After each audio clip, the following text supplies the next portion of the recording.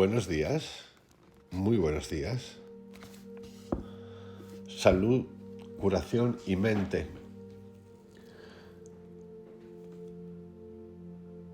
¿Quién tiene el poder de decidir cómo usar la mente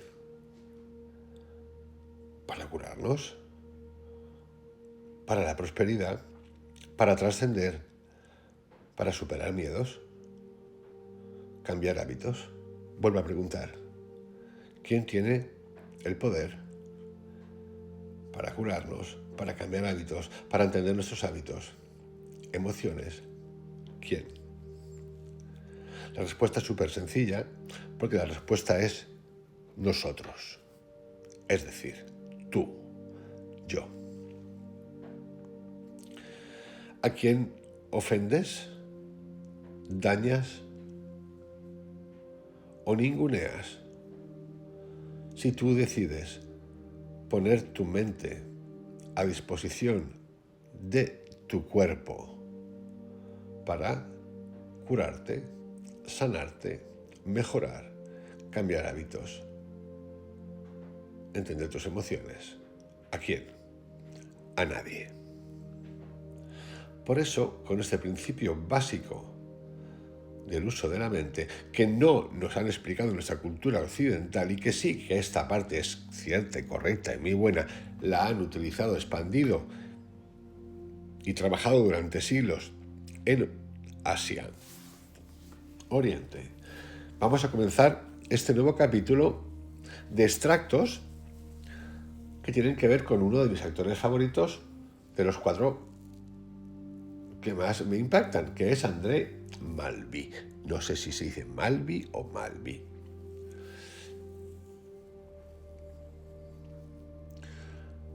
De André Malvi he hecho un vídeo audio titulado El poder de la mente. Ese vídeo audio, que también es introductorio a quién es, ya no existe, va a tener alguna continuación en vídeos anteriores. Este en particular es importantísimo porque, claro, todos queremos salud, todos queremos curación, sí, de todo tipo, y la respuesta está en nosotros.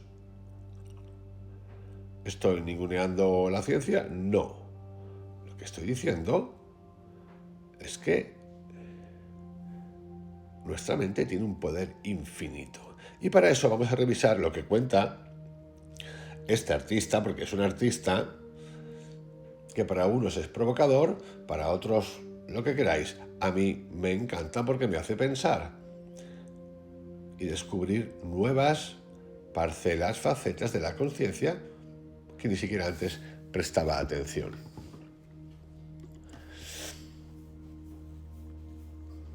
¿Dónde está el límite entre la salud y la enfermedad? ¿Es algo puramente físico? ¿Es algo psíquico? ¿O bien es preciso contemplar ambas cosas? Esta es la pregunta que le hace Antonio Muro a André Malvi en una de las tantas entrevistas que le hace.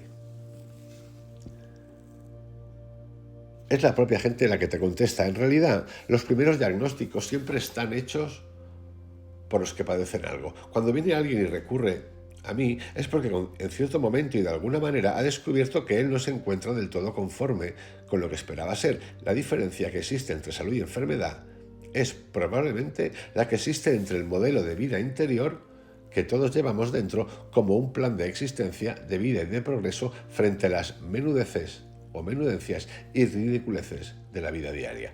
Lo que sí es cierto es que vivimos una época en la cual, y por muy mala suerte, hay una especie de premio a la enfermedad, al mal existir y al mal ser. Enfermo se puede entender como estar por debajo.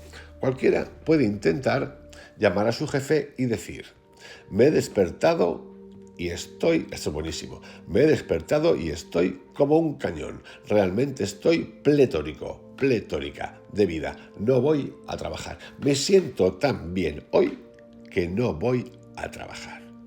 Me contaréis si el tipo es un provocador.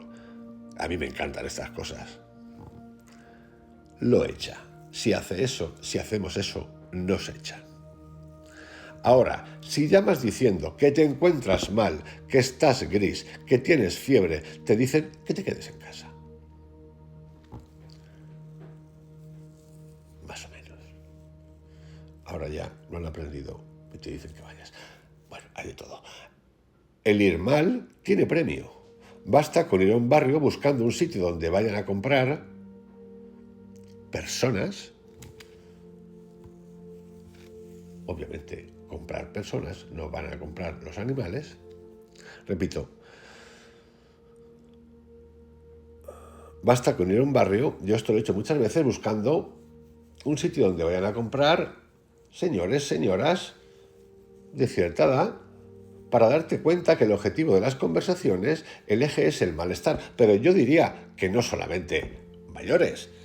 Yo era un experto, además lo tengo en blog, nunca he vuelto a escribir más, que un día lo pasaré, donde hacía relatos de las cafeterías con gente después de ir a dejar sus niños al cole.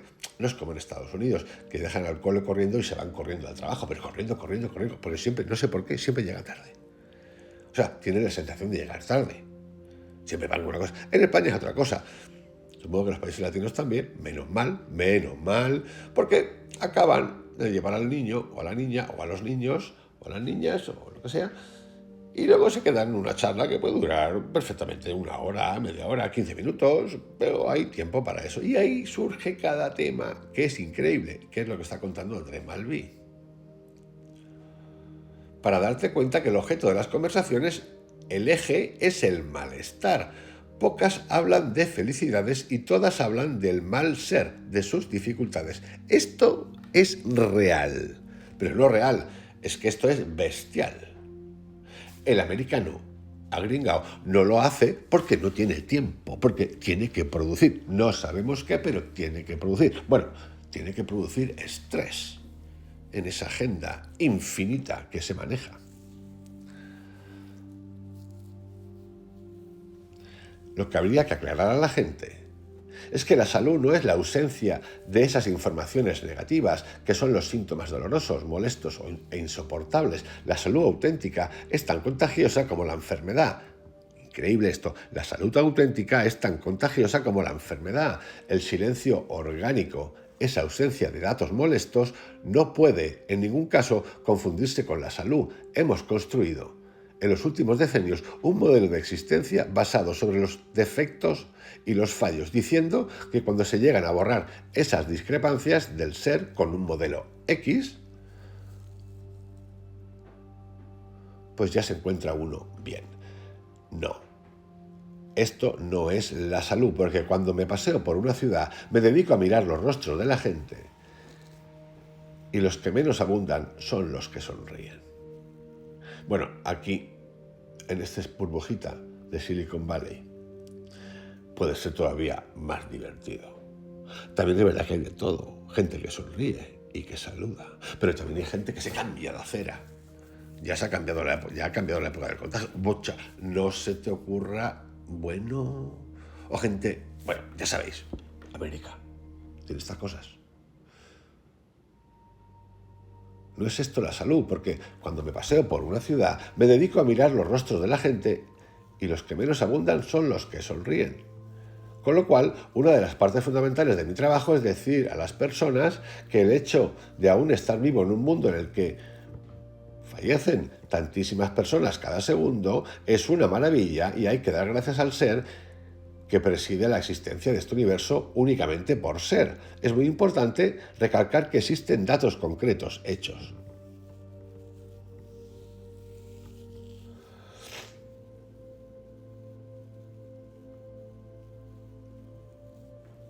Siguiente pregunta. Si, como tú dices, la salud comienza a deteriorarse en el momento en que dejan de coincidir la imagen de los que nosotros tenemos de cómo deben ser las cosas y la imagen de cómo son, ¿quiere esto decir que en el desarrollo de las grandes enfermedades juega mucho el estado de ánimo que uno arrastre? Absolutamente. He vivido experiencias alucinantes. Voy a hacer un inciso aquí. Hay algunas que no puedo contar. Voy a ver si encuentro el eufemismo perfecto para que la entendáis. Si no lo encuentro, me la salto. ¿Por qué? Porque me puedo meter en un fregado. Un fregado Así que vamos a ver, vamos a jugar este juego de la culebra. Absolutamente. He vivido experiencias alucinantes. Por ejemplo, bueno, esta no la puedo contar, ya sabía yo que venía. Un señor con una enfermedad muy grave, de esas que ya sabéis, la del cangrejo y terminal. Era un señor que tenía unos dolores atroces.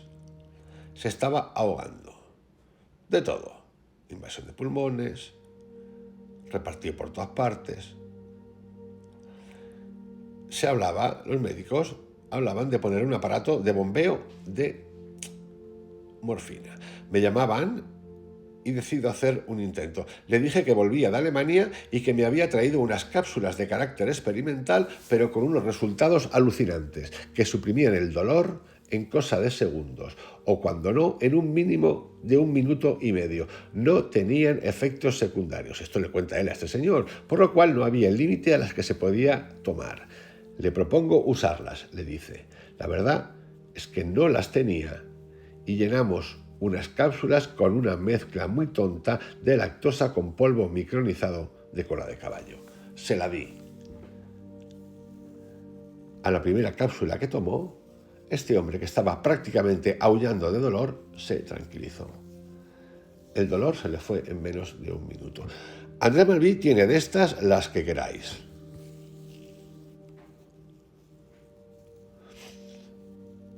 Esto se llama efecto placebo.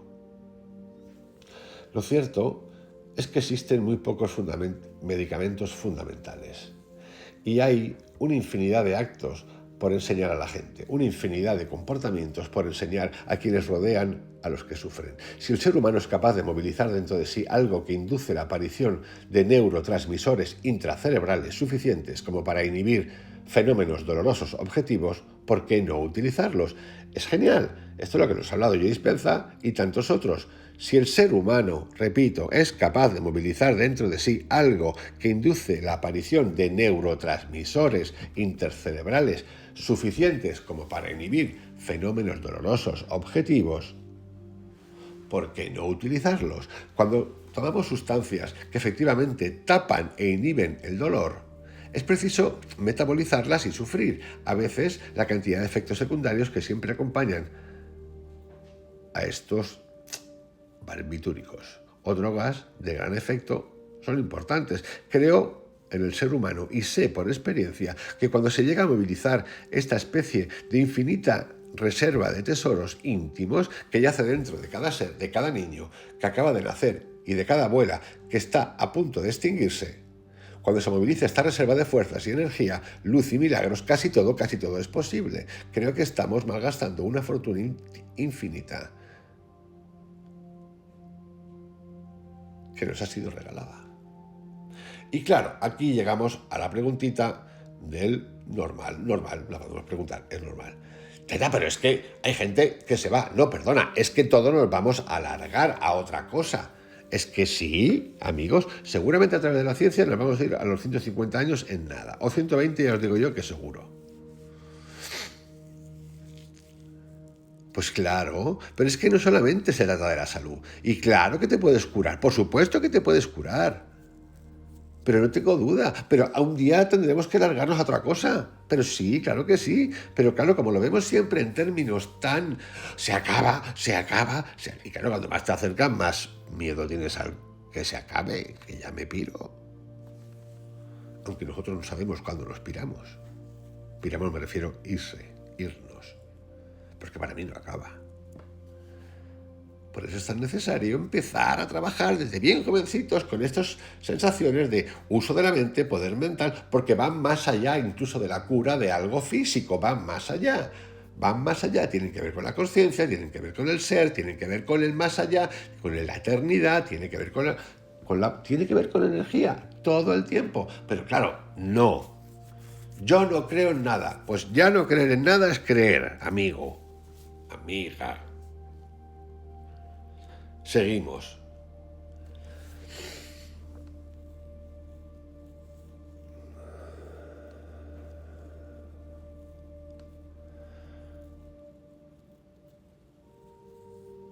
Vamos a ver. En una reseña de las páginas de un periódico, no voy a decir qué periódico, leímos precisamente, no hace mucho, acerca del beneficio que los tratamientos alternativos tienen en enfermos graves, terminales, ya sabéis de qué, el cangrejo, cuando se usan de forma combinada. Lo curioso es que bajo el concepto de alternativo metían un poco de todo: homeopatía, relajación, consumo de vitaminas, uso de placebos, hipnoterapia. Respuesta: te diré algo. En el planteamiento de la información hay una cosa escandalosa. Incluir la homeopatía dentro de esa línea o de esa lista me parece un crimen intelectual por dos motivos. Punto 1. Son millones y millones de personas las que en todo el mundo son tratadas con técnicas homeopáticas, y el hecho de que en ese país, en este caso España, haya poca gente tratada no interfiere en absoluto con la realidad a escala planetaria. Punto 2. Conviene recordar lo siguiente: aunque cierta cantidad de minúsculos y mediocres cientólatras, aún por morir, como todos, se hayan revelado ante el hecho de que el doctor Jacques Benveniste, miembro del Instituto Pasteur, haya descubierto, comprobado, repetido muchas veces y hecho repetir por un montón de investigadores a lo largo de todos los laboratorios del planeta una experimentación sobre lo que se llama la memoria del agua, no impide que el hecho exista. Solo pido a la gente que recuerde: el perdón oficial, el hecho de levantar el acta de excomunión de Galileo Galilei, no se dio hasta los años 80. Cuídense de lo que anuncian los mandamases del paradigma, los que tienen de momento un poder basado en cierta visión del universo, los que tienen su fuerza y su capacidad sobre los demás enraizada en un paradigma que está muriéndose. Es escandaloso que aún ahora se enseñen cosas a chavales sabiendo perfectamente que son falsas. ¿Cómo se puede, solo en nombre de la defensa del derecho a cobrar un sueldo, seguir enseñando datos de física, sabiendo perfectamente que los últimos descubrimientos demuestran su invalidez? Hay una serie de viejos babuinos, aquí ya estamos entrando me estoy animando, que no pierden nunca la oportunidad de dar unas patadas a este oleaje de gente que llega con su diploma, con lo cual no se les puede decir nada, pero que además no van a comer de la tarta común de los laboratorios. Por añadidura, son gente que se permite el lujo de contemplar a la persona en los aspectos mucho más extensos y profundos. No proceden a una reducción organicista contemplando muchas interacciones. Dejan la puerta abierta a la sensibilidad, a la personalización, y dan más importancia al síntoma y a quien tiene algo. La homeopatía no tiene medicamentos, no hay antigripal, ni anti esto ni anti lo otro. La homeopatía se ocupa de encontrar la identidad de esa extraña pareja que constituyen el enfermo y la enfermedad, y esa tarjeta de identidad, esta especie de perfil vital que facilita la instalación de la enfermedad dentro del hueco que deja el ser, permite encontrar la pieza que corresponde exactamente. Existe una medicina que se ocupa de intentar que se parezcan las personas a un modelo académico preestablecido por el hombre de ley de los manuales, la homeopatía. Se preocupa de que la persona que viene a consultar y se siente diferente a cómo se ve a sí misma, esta es la enfermedad. Cierta diferencia respecto a lo que uno piensa, siente o intuye que debería ser, pueda volver a ser ella misma. Esto es muy peligroso a niveles concretos y prácticos. Imagínate una diruteca como la que he visto en ciertos laboratorios que existen desde antes de los años 40. Aún no se han acabado los primeros extractos de tintura madre de ciertos productos. Con un dinamizador médico y agua destilada, esto no es muy complicado. Igual se podría atender a todo un país que lo necesita. No excluye que haya ciertos productos que sean necesarios, porque hay problemas de gravedad inmediata y de origen externo. Una herida, un traumatismo, ciertas infecciones, etc. No se trata de una pelea para excluir una cosa y reemplazarla por otra. Es otra dimensión, es algo que se añade. Pero esto es un problema. Por eso la legislación sobre los productos homeopáticos es tan ferozmente construida hoy en día. Imagínate que un país pueda, con pocos millones de pesetas, escapar al hecho de tener que comprar medicamentos. El problema no sería para el país, sino para quien tendría que quedarse sin vender. Hablemos ahora de lo que tiene que ver con el efecto placebo. Como veréis, André Malví aprieta. A mí me encanta esto. Está muy bien. ¿Para qué? Para preguntarnos, para preguntarme. Hablemos ahora de lo que tiene que ver con el efecto placebo. El nombre de efecto placebo, la cosa que gusta, oponiéndola al efecto nocebo, lo que disgusta, solo tiene que ver con la tolerancia del ser frente a cierta imagen del universo. En realidad, está ocurriendo que la gente no vive nunca dentro del mundo en sí o de las cosas como son, vive dentro de una idea e imagen del universo. Realmente vivimos dentro de una proyección hecha, fabricada y sostenida por el contenido íntimo que tenemos, lo que hemos acumulado que nos permite imaginar lo desconocido. Cuando alguien va a Tahití, no va a Tahití como es. Va hacia una idea adquirida e integrada de esa isla. Se trata de una especie de proyección que llena los vacíos del desconocimiento que nos rodea. ¿Qué es, en su aspecto práctico, el efecto placebo?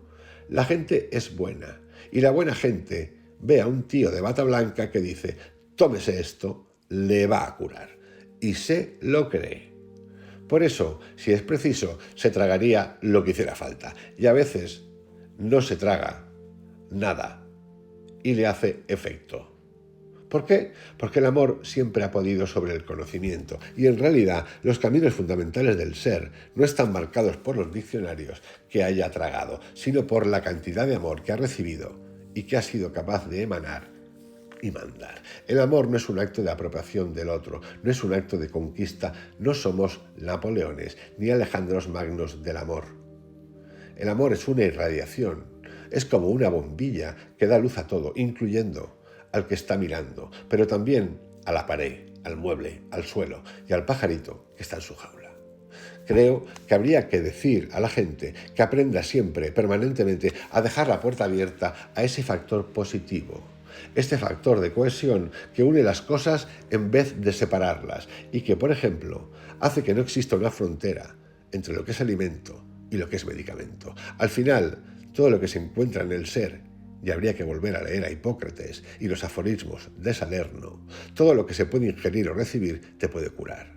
Que tu alimento sea tu medicamento y tu medicamento tu alimento. Se ha dicho a la gente que hay que comer para vivir y es falso. Y es falso. Yo hice un experimento personal de quedarme 40 días sin nada hace de esto 40 años y sé que no es verdad. También se dice que hay que trabajar para ganarse el pan y yo no creo que el trabajo sea el fin último de la existencia. La gente debe acordarse siempre de que la pregunta magna es: ¿para qué sirve existir? Entre otras muchas respuestas, la primera sería para mejorar, en el sentido de darle más presencia, más intensidad, más interrelación con el resto a todo lo que uno se acerca. La piedra con la cual tropieza, la niña a quien mira por la calle, la mujer con la cual vive, el libro que abre o el vecino que no duerme. Al abrir la puerta hacia esta capacidad de interrelación con la totalidad del universo, es, además, el camino marcado por los mejores pensadores de nuestra época, los nuevos físicos, y dentro de ellos se incluye el grupo de los gnósticos de Princeton, un 80% de premios Nobel. ¿Por qué? Si hace falta algún tipo de certamen o de garantía en cuanto a las ideas que estoy expresando o intentando transmitir, que la gente se dé cuenta que yo transmito una realidad que está soportada y vinculada por las mejores mentes del planeta. Es potente nuestro amigo André Malví. Siguiente pregunta. El amor. La impresión que el médico y lo que nos dice causa en nosotros algo. Es importante que comience a tener sitio en la ciencia oficial el hecho de que la mente interfiere en la salud, tanto para bien como para mal. Yo aquí quiero hacer un anexo, porque si no, le vamos a pasar todo el marrón a los médicos. Porque los médicos también son personas. Y hay de muchos niveles y de muchas sensibilidades, pero claro, también son personas. Entonces, el médico puede ser un médico austero de emociones, austero de sensibilidad, agotado, que ya no ve a personas, que de otras puede pasar. Pero es que también nosotros tenemos nuestro paquete. Entonces, claro, somos el quejica, que tú vas al médico no a que te diga algo, sino a que te escuche. Que dices, pues hay que escuchar, pues sí o no, porque al final el médico está ahí, a lo mejor con 200 pacientes, cada uno, como no ha resuelto su tema mental, pues es todo queja, porque es mejor pasarle el marrón al otro, es que no, o decir, qué simpático. Qué simpática. Qué simpática y que, pues ya a veces es de risa, pero esto funciona. Pero también hemos de entender que esto, del preguntarnos, también, sobre todo, el primer ejercicio es preguntarnos nosotros. Si somos adictos al dolor, a la quejita, a que nos gusta ir a que nos den vaselina y ay, como el perrito ahí, dale, ay sí, he sufrido mucho, venga, espabila, ponte a cuestionarte, espabila ya, porque llevamos allí 10 años que estás ahí, que escucha, espabila ya, esto pasa, es importante que lo veamos. Espabila un poquito, tenemos que reaccionar un poco.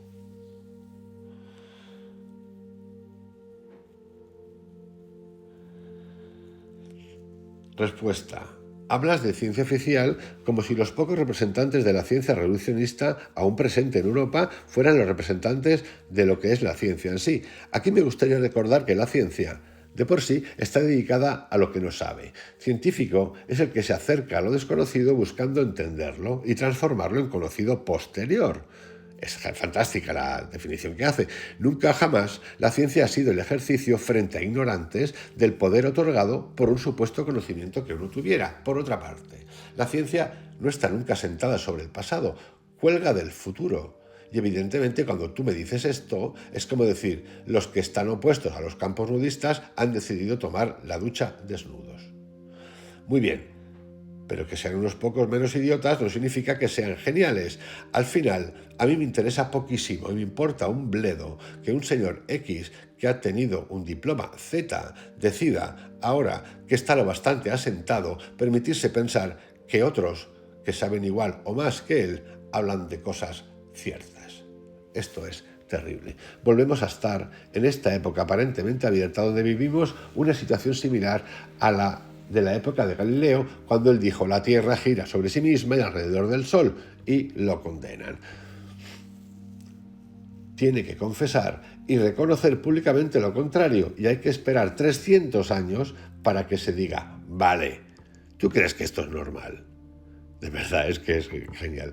¿Tú crees que esto es normal? En tu opinión, ¿es normal que los mejores representantes franceses de la ciencia reduccionista oficializada al final del siglo pasado, cuando se realizó la primera demostración de los fonógrafos, con el tubo de cera grabado, etc., los académicos se pusieran a mirar por debajo de la mesa para averiguar dónde estaba el ventrílocuo? Es intolerable. Lo mismo que es intolerable mandar a las mazmorras de la idiotez asumida a los millones de personas que no han sido curadas por gente no oficial. Lo importante que es atender al otro dentro del marco de una actividad oficialmente reconocida y garantizada por una oficialidad vigente, o bien conseguir que alguien que va mal vaya bien.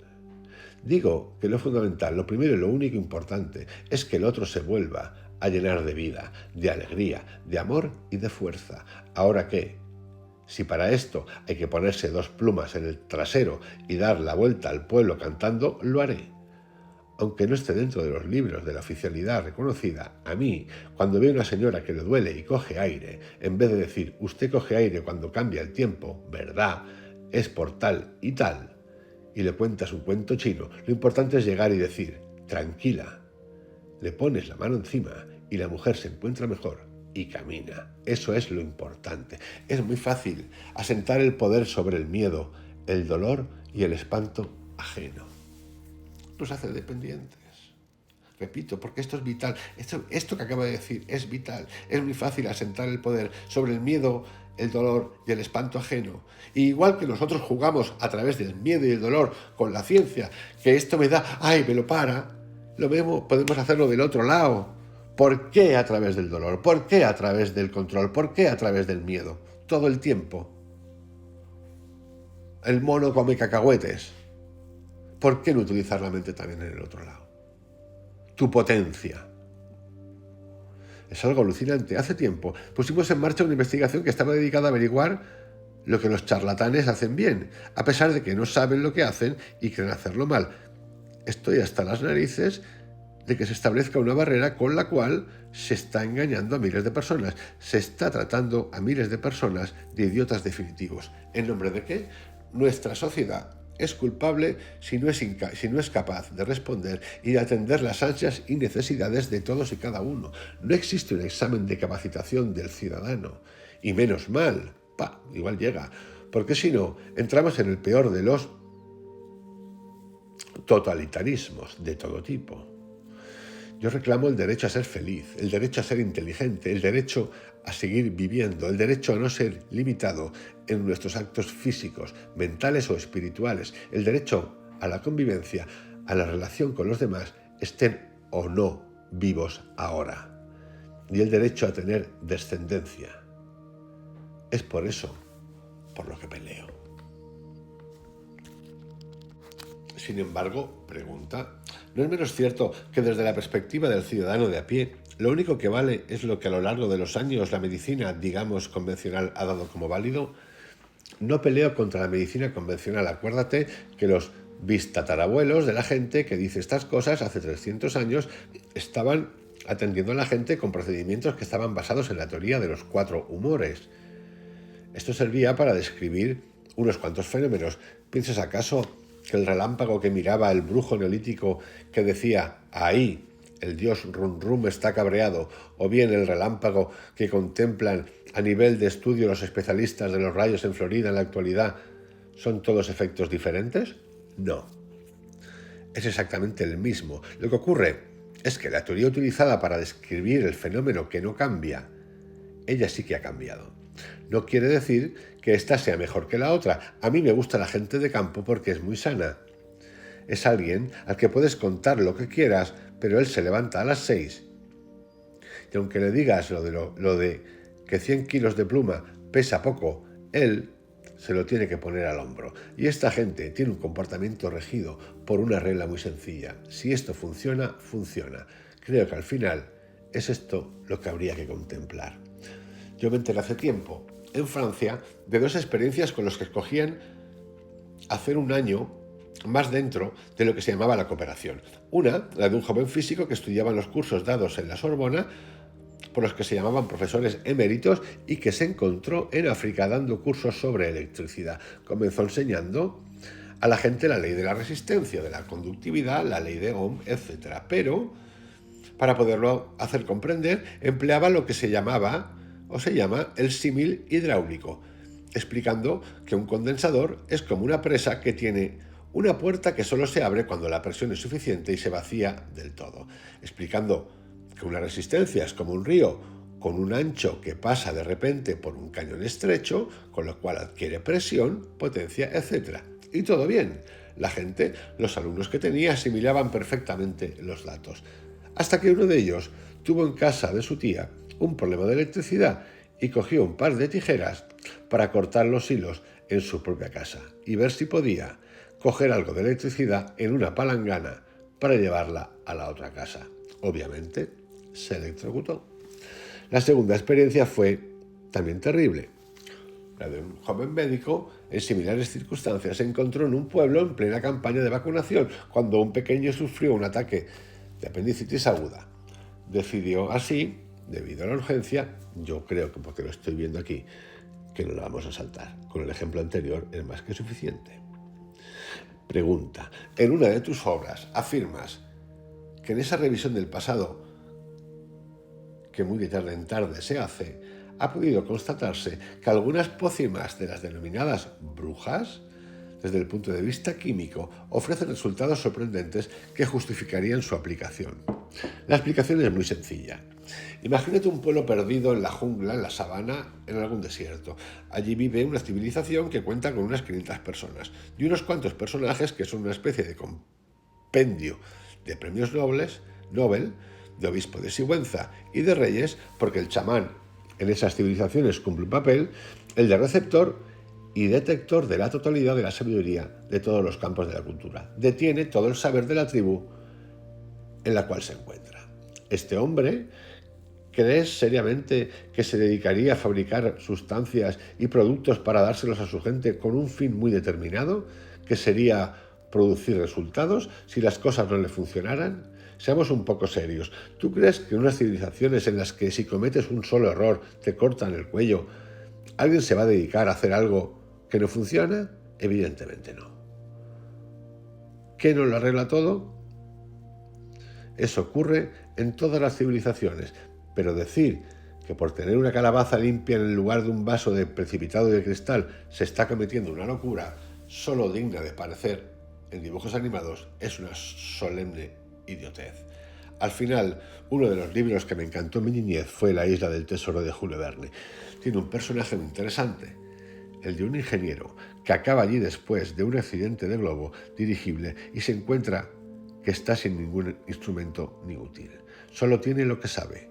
Utiliza sus conocimientos y construye una lupa con los cristales de 2 relojes para hacer fuego. Recupera sal, petra y azufre en unas rocas para hacer pólvora y cerillas.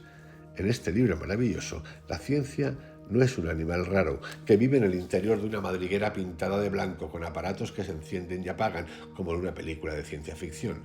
La ciencia es lo que permite entender lo que, de todas maneras, todo el mundo vive a diario, se encuentre donde se encuentre.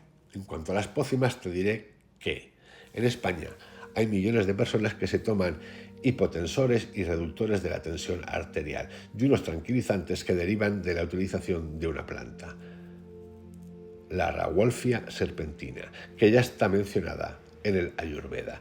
Te hablo de miles de años. Dicha planta, cuyo principio activo es la resorcina, tenía una utilización en la India desde siempre para los miles de problemas. Cuando el profesor Detienne descubre que ciertos productos como la frambuesa, el rubus ideus en latín, tiene efectos sobre los ovarios de la mujer y que son prodigiosos, me parece muy bien, pero recordaré que la frambuesa, ribus ideus, se utilizaba ya hace 2000 años y que la mencionaban Dioscórides de Anarzabeo y Paracelso por sus efectos. La cosa es que uno de los motivos que se invocan entonces o que se invocaban entonces era el parecido entre la frambuesa y el ovario. Y ahora lo que se invoca es el resultado de complejos análisis hechos con costosos aparatos que han precisado inversiones millonarias. No soy muy sensible a la aparatosidad de la técnica porque es muy fácil montar algo que espante al tonto. Soy muy sensible a la eficacia. No me importa porque algo ha funcionado. Si te vas a Australia y tienes un problema de asimilación de azúcar, una diabetes o un estado diabetogénico, los aborígenes te van a dar una preparación hecha a base de una sustancia azucarada que está dentro de unas hormigas que parecen una pelotita hinchada con una cabeza minúscula, que son preciosas y que se comen como bombones. Se mezcla este líquido con un jugo que se extrae de la hoja de un tipo de eucalipto y cura. En Europa, cuando yo lo comenté, me dijeron los fanáticos de la anticiencia, porque hay los mismos tontos a ambos lados de la frontera. Claro, es que la famosa teoría de las signaturas, porque la forma de las hojas se parece al páncreas. Otros me empezaron a hablar de que a nivel estructural los aceites esenciales del eucalipto podrían permitir pensar que las hormonas vegetales, etcétera, etcétera, etcétera. La realidad, ¿cuál es? Que funciona. Y personalmente, yo empiezo por esto. Suelo dedicar mi tiempo y mi trabajo a lo que funciona y no pierdo ni tiempo ni energías a examinar lo que no funciona. Acuérdate de que ahora la postura de la ciencia es tan increíble que, por ejemplo, en los años 80, un físico que debiera haber tenido el Nobel, el profesor Aspect, hace un experimento alucinante ya que consigue al dividir una partícula en dos y aplicar una fuerza sobre una de las partículas cuando, en el instante, simultáneamente, la otra partícula manifiesta el mismo efecto en sentido opuesto. Con esto llega a demostrar que existe una interrelación entre partículas que derivan de una partícula inicial, sin tener en cuenta el famoso límite de la velocidad de la luz. Y por otra parte, que existe una cohesión a escala universal. Hay unos comentarios sobre sus resultados que no se llegaron a publicar. En ellos se afirma que el equivalente de este experimento ocurrió durante el Big Bang. En el momento cero, la totalidad del universo estaba condensada en un solo sitio. Y hubo el equivalente de este ataque energético que hizo explotar y aparecieron todas las partículas tal como lo conocemos, con su fusión. Pero claro está que si existe esta cohesión interparticular permanente, quiere decir que todo el universo, la totalidad de lo existente, está no solamente en integración permanente, sino en interacción simultánea, lo cual, entre otras cosas, permite y permitiría integrar en esta dichosa ciencia, que poco merece su nombre, fenómenos descartados de momento, porque no pueden reproducirse o entenderse.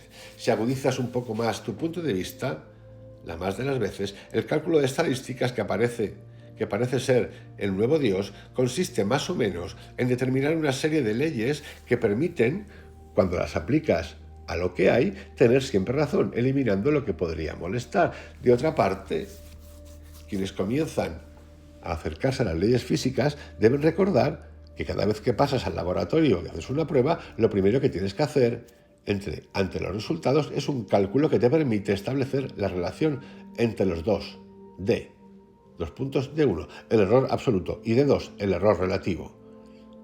Porque nunca funciona la ley de manera perfecta, porque cada caso estudiado es una realidad aparte. Sin embargo, se hace tragar a la gente que la ciencia es una especie de construcción maciza, cristalina, que siempre es así. Y no es así. Algo ocurre en el otro tanto por ciento de los casos. Personalmente, me gustan los tantos por cientos restantes, porque ahí yace y duerme esa libertad que tanto anhelo. ¿Insistes en cada momento? Pregunta. En que lo que importa es lo que funciona y lo que funciona. ¿Y qué funciona? Por encima de todo, es el amor entendido como energía. ¿Cómo podemos dirigir esta energía? Vamos a comenzar con cosas prácticas. Supongo que todo el mundo habrá visto alguna vez una madre con su niño. El niño cae y se da un golpe en el codo. ¿Qué hace la madre? Le pone la mano encima, le sopla sobre el codo, le da un beso, le mima un pelín y le dice, ya está, ya no duele. Y la mayor parte de las veces, es verdad, ya no le duele. Pues bien, esto es lo que hay que hacer con los adultos. Cuando te encuentras con alguien que sufre, imponle las manos, mímale y dile con cariño y amor que ya está. Ya verás, en la mayoría de los casos el dolor se irá.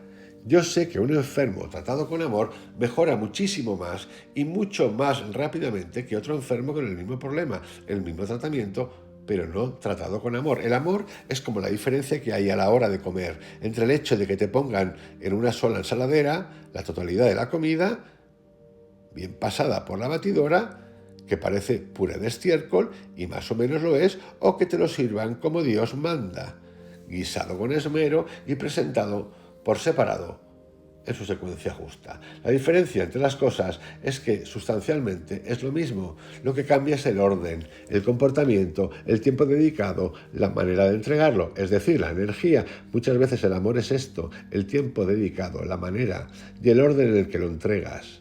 Además, cuando el amor va dirigido a otro ser, aumentará la realidad que lo caracteriza.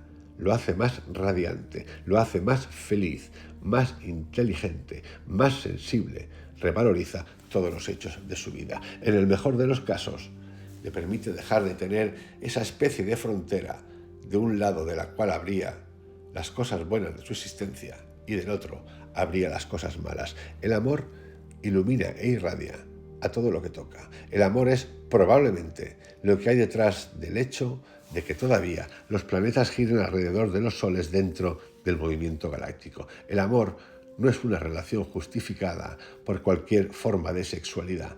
Es algo que hay que intentar entender, como cuando miras una piedra en el camino, un pez en el agua, un pájaro en el cielo o el camión de la basura en una calle de Madrid. El amor es una manera de ser, dejando a los demás y a los demás cosas, el derecho y el deber de existir tal y como son. Buah. A mí este compi me gusta mucho, pero mucho. Os dejo, queridos amigos, con Salud Curación Mente en André Malví. Llevamos 2. El primero ha sido el poder de la mente. Este es el de la curación y el tercero no tengo ni idea porque me tiene loco, entonces necesito necesito entender, procesar para poder contaros a vosotros y a mí. Os mando un gran abrazo, os invito, además de ser miembros, a que os suscribáis €1 al mes, $1 al mes, que la pasamos muy bien aquí. Un beso, os quiero mucho, mañana más, chao.